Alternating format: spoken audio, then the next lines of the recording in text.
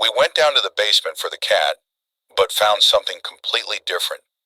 Sometimes childhood fears don't go away because they were real. I'm already 35, but there's one story from my childhood that I can't forget.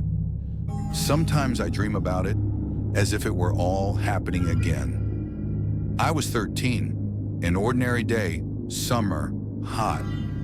My friends and I were hanging out in the yard, kicking a ball around, fooling around. And then my neighbor Bill came running. His face was as pale as chalk. "Guys," he gasped, "my cat.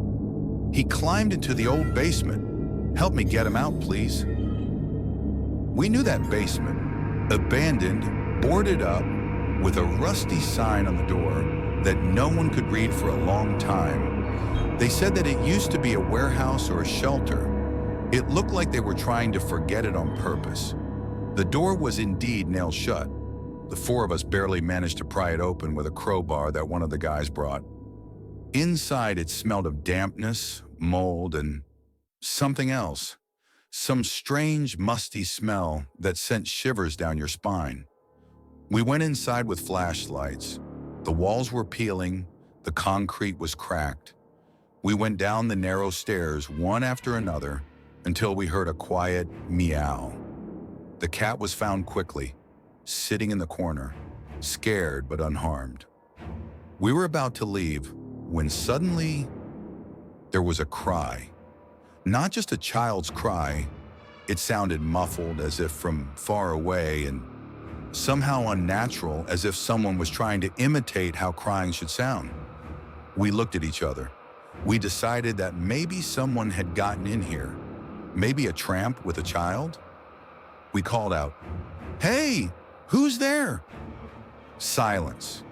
Only drops of water somewhere in the depths of the basement.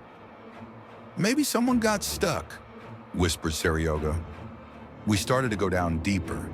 The steps became steeper, the air heavier, and then a voice rang out. "Mom, is that you?" It was a child's voice, but there was something alien about it, unnatural, as if it wasn't a child speaking, but something that was trying to be one. The voice was distorted, like a film that gets stuck in a tape recorder. "Who's there?" I asked, not so confidently. Silence. We stood there, not knowing what to do.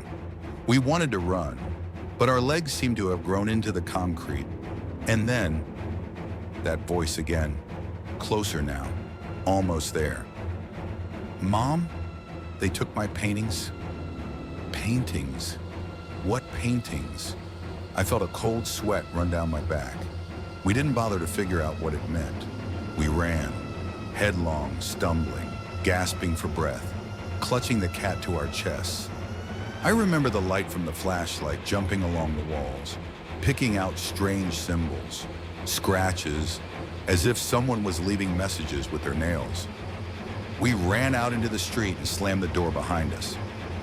None of us ever told our parents what happened in the basement. We just kept quiet and tried to forget. But we couldn't forget. Sometimes, in the middle of the night, I hear that voice, through my sleep, through the walls.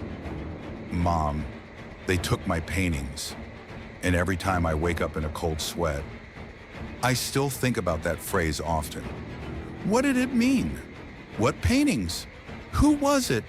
And what, or who, was making that voice in the darkness of the dungeon? Sometimes I catch myself thinking that it was too real to be just a fantasy, but at the same time, too implausible to be real. The strangest thing is that we never talked about it again. Not with Bill, not with the others. It's as if someone or something erased it from our memories. We didn't agree to keep silent, just forgotten, all, at once. What do you think it was?